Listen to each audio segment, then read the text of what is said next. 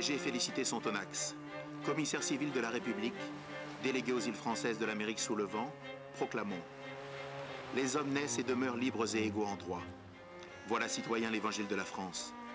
Il est plus que temps qu'il soit proclamé dans tous les départements de la République. En 1794, la France va être la première nation au monde à abolir l'esclavage et à instaurer dans ses colonies la liberté générale.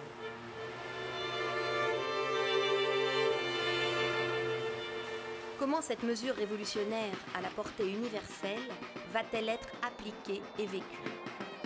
Napoléon, 8 ans plus tard, mettra fin brutalement à ce régime égalitaire, renouant avec 2 siècles de traite négrière transatlantique.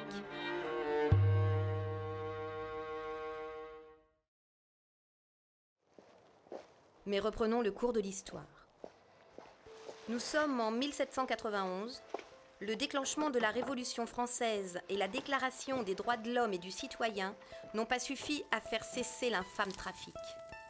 Cependant, face à l'ampleur de l'insurrection des esclaves de Saint-Domingue, l'Assemblée législative, composée en majorité de Girondins, menée par Brissot, l'un des fondateurs de la Société des Amis des Noirs, vote le 24 mars 1792 une loi reconnaissant l'égalité des droits à tous les hommes libres, quelle que soit la couleur de leur peau.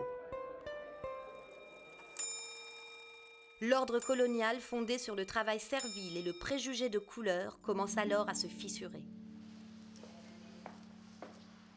Pour appliquer ce décret du 4 avril 1992, l'Assemblée législative et le gouvernement brissotin donc, est conscient qu'on ne peut absolument pas compter sur les autorités coloniales locales.